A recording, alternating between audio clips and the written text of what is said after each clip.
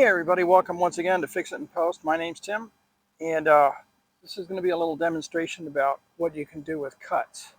Are cuts important? Have a little conversation with myself about this, and maybe we'll learn something. So our subject is going to be that sculpture right there. That's going to be our subject. So let's have at it. So what do you think? It's awful red. I don't know about awful, but it's bright. Yeah, it's definitely bright. A lot of stuff balanced on top of one another. Must be what the artist was going for. What do you think?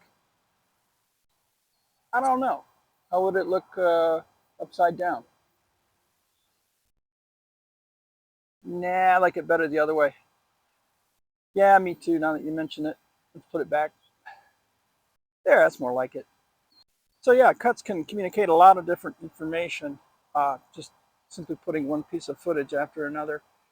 I won't go into the theory of it. There's been entire books written on that. There's lots of videos you can look up as well here on YouTube. All right, I'm going to do another example of a different type of edit.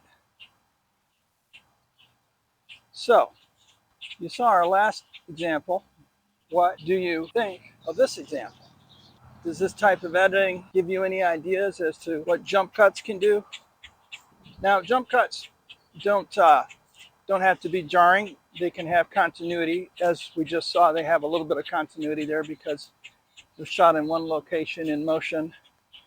I cut the in-betweens out, and we have that somewhat staccato conversation going on, which is just another example of what you can do with a cut. Are there any rules to cutting in this day and age? I would say probably not. There used to be all sorts of rules about jump cuts and things like that back in the day when it was a profession. That's another discussion for another day. So that was just a second example of just various ways to approach cuts. And if you do want to find out kind of like the father of cutting, it would be, I guess it's widely believed to be Sergei Eisenstein. That's a Russian director from the last century, and kind of pushed the art of putting two separate pieces of film together with differing images on them and creating a synthesis of meaning. So that's as far as we'll get into the theory of it. But you get some idea, some of the things you can do with a simple cut. That's all that was, simple cuts. Taking one piece of footage, marrying it with another. You can do that with two completely different pieces of footage. You can do that with footage that was shot on different days, different weeks, different months, different locations, different people.